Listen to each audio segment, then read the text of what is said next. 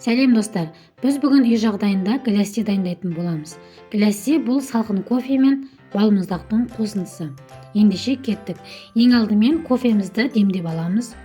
Ол үшін үйдегі кез келген кофені пайдалансаңыздар болады.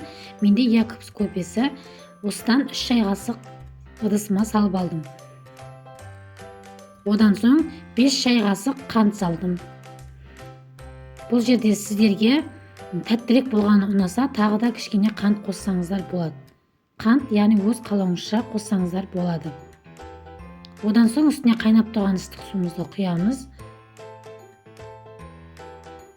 Осылай жақсылап демдеп алатын боламыз. Бізде кофе толық еру қажет. Осы жерде араластырып тәттілігін тексеріп алсаңыздар болады. Менде бәрі дұрыс. Енді осы кофемізді тоңазытқышта салқындатамыз. Міне мен салқындатып алдым. Енді осы 4 стакан шықты менде. 4 стаканға жартыдан кішкене жоғары етіп бөліп, теңдей бөліп құйып шығамыз.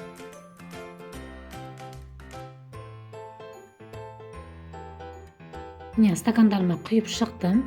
Енді менде осындай дүкеннің 2 дана балмұздағы бар. Осы балмұздақты қазір 4 стаканға бірдей теңдей бөліп салатын боламыз. Бұл салқын сусын жаз мезгілінде, мына ыстық күндерде өте көп ішіледі. Сіздің шөліңізді басуға көмектеседі. Құрамында балмұздақ болғандықтан қарныңызды да тойдырады. Тек бұл сусынды аш қарынға ішпеген дұрыс, өйткені асқазанға ауырлық қылады. Және де түнгі уақытта, яғни жатар алдында ішпеген дұрыс. Құрамында кофе болғандықтан ұйқыңызды қашыруы мүмкін. Міне, балмұздақтарымызды теңдей бөліп салып шығамыз. Бұл жерде кофенің үстіне балмұздақты салғанда ол бірден еріп кетпейді, өйткені біздің кофемізде салқын болып тұр. Міне, барлығын салып шығамыз балмұздақтарымызды.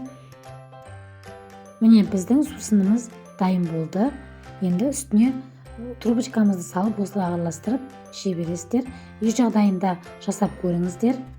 Шөлдеріңіз қанық болсын, өмірлеріңіз тәтті болсын. Келесі видеоларда кездескенше.